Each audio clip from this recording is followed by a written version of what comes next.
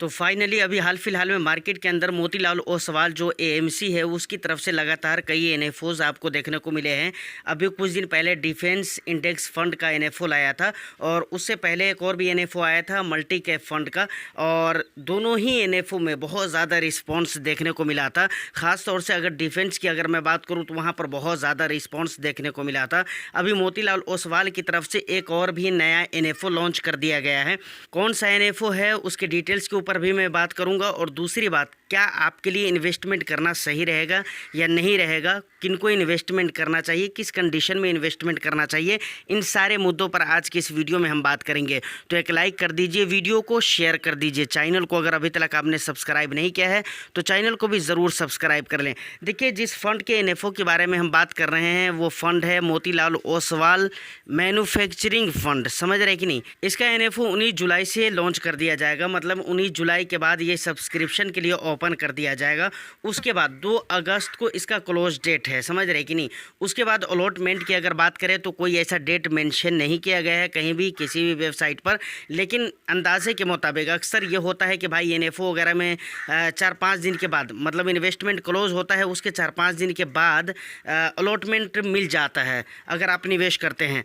और कभी कभी ऐसा होता है कि भाई टाइम भी लग जाता है। जैसे कि अभी डिफेंस इंडेक्स फ़ंड की मैं बात करूं तो काफ़ी टाइम लग गया, तो उसमें बहुत सारे लोगों को अलॉटमेंट बहुत लेट होने के बाद मिल पाया था। तो ऐसा हो सकता है, ये पॉसिबल है।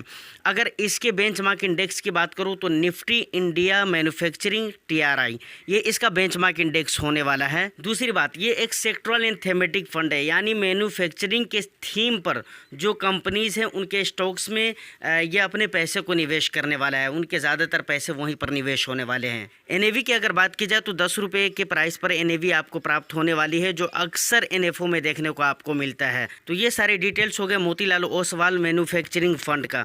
अब देखिए, अब आपको निवेश करना चाहिए या नहीं करना चाहिए, ये मेन मुद्दा है। समझ रहे कि नहीं? अगर इस फंड की अगर मैं बात करूँ तो भाई किसके तहत ये फंड लॉन्च किया जा रहा है, तो देखिए एक बार फिर वो मेक इन इंडिया की बात मैं ज़रूर करूँगा कि मेक इन इंडिया जो कि सरकार की एक ड्रीम है, सरकार का अपना एक सपना है इंडिया, और पूरे इंडिया का एक सपना है कि भाई मेक इन इंडिया होनी चाहिए, और ये बहुत ज़्यादा बेनिफिशियल हो सकता है रोज़ी रोज़गार के हिसाब से भी। और उसके अलावा देश को अगर पावरफुल बनाना है तो उस देश का मैन्युफैक्चरिंग सेक्टर बहुत ही ज़्यादा मजबूत होना चाहिए, डिफेंस मजबूत होना चाहिए। ये सारे ऐसे कुछ सेक्टर्स है जिसका मजबूत होना बहुत ही ज़रूरी है किसी भी देश के लिए। तो उसी मेक इन इंडिया के तहत इस फंड को लॉन्च किया जा रहा है, जिसमें सपना है, जिसमें ड्रीम है कि भाई हमारे इंडिया के अंदर मैन्युफैक्चरिंग को ज़्यादा से ज़्यादा बढ़ावा दिया जा सके। समझ रहे कि नहीं? सिंपल सी बात यही है। समझ रहे हैं? अब बात आती है कि आपको निवेश करना चाहिए या नहीं करना चाहिए। देखिए सर, सिंपल बात है, ज़्यादा उलझाने का कोई काम नहीं मैं करूँगा यहाँ, और मैं करता भी नहीं हूँ। अगर आप देख रहे हैं, मुझे रेगुलर फॉलो करते हैं तो आपको पता होगा कि जो बात होती है मैं सीधे सीधे करता हूँ। समझ रहे हैं ना? अगर आपकी पोर्टफोलियो में ऑलरेडी किसी भी एमसी का अगर मैन्युफैक्चरिंग फंड है तो मुझे नहीं लगता है कि आपको वहाँ पर ज़्यादा कोशिश करना चाहिए कि भाई मुझे मोतीलाल ओसवाल के मैन्युफैक्चरिंग फ़ंड में निवेश करना है। रीज़न ये है कि ये एक थीमेटिक फ़ंड है।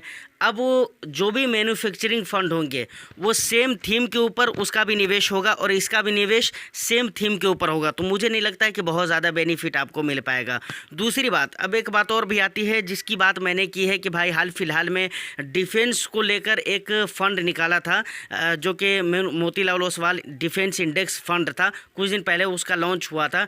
तो जो लोग उसमें निवेश कर रहे हैं, मोतीलाल ओसवाल का डिफेंस फ़ंड में निवेश कर रहे हैं, उसको इस फंड में निवेश करना चाहिए या नहीं करना चाहिए? तो ऑफ कोर्स करना चाहिए, क्योंकि वो एक डिफेंस फंड है और ये मैन्युफैक्चरिंग का फंड है। साथ ही साथ अगर आपके पोर्टफोलियो में कोई ऐसा फंड नहीं है, आपके पोर्टफोलियो में ज़रूरत है, तो आप निवेश कर सकते हैं। अब आपको कितना निवेश करना चाहिए इस तरह के फ़ंड में? जो भी सेक्टरल एंड थीमेटिक फंड आते हैं वहाँ पर आपको बहुत ज़्यादा का निवेश नहीं करना चाहिए। अपने कैपिटल का 10 से 15% का ही निवेश करना चाहिए, बहुत ज़्यादा पैसे नहीं निवेश करना चाहिए।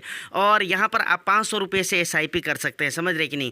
लमसम वगैरह भी आप उसके डिटेल्स अभी कुछ बताए नहीं गए हैं, लेकिन मुझे लगता है कि 1000 रुपये या 5000 रुपये से इसका लमसम होगा। समझ रहे हैं ना? तो अगर आपको लॉन्ग ड्यूरेशन के लिए इन्वेस्टमेंट करना है तो मैं ये कहूँगा कि भाई आप निवेश कर सकते हैं, लेकिन आपके पोर्टफोलियो में ज़रूरत है तो ही आप इस तरह का फंड लीजिए, और बहुत ज़्यादा पैसा आपको निवेश नहीं करना है। प्लस अब बात रही SIP या फिर लमसम, तो ये डिपेंड करता है आपके अपने रिस्क प्रोफाइल के ऊपर, क्योंकि इस फंड में जो रिस्क होने वाला है ना, बिल्कुल हाई लेवल का रिस्क होने वाला है। तो आप अपने रिस्क एपिटाइट को देख लीजिए, आप अपने पोर्टफोलियो को देख लीजिए, अपने रिस्क मैनेजमेंट को, सारी चीज़ों को अपने ध्यान में रखिए, उसके बाद ही आपको इस फंड में निवेश करना चाहिए। अब लास्ट में एक बात और भी कहना चाहूँगा, बहुत सारे लोग एएमसी को देखकर भी निवेश करते हैं। कुछ लोगों का मानना होता है कि भाई जैसे कॉन्ट के एएमसी है, कॉन्ट एएमसी है, तो उसके फंड में हम निवेश करेंगे ही करेंगे। रीज़न ये है कि भाई उसके हर फंड में बहुत अच्छे रिटर्न्स मिलते हैं।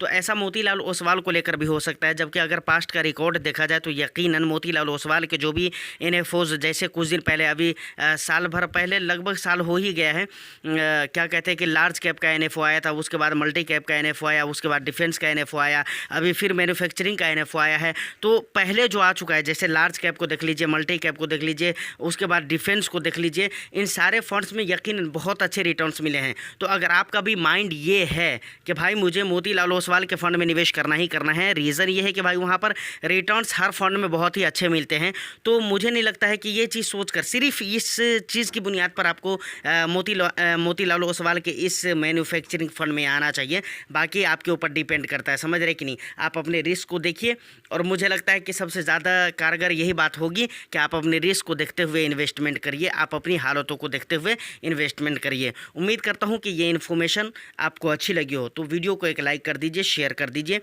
चैनल को अगर आपने सब्सक्राइब नहीं किया है तो चैनल को भी ज़रूर सब्सक्राइब कर लें। मैं फिर मिलता हूँ किसी नेक्स्ट एंड इंटरेस्टिंग वीडियो में। जब तक के लिए all the best. Thank you for watching.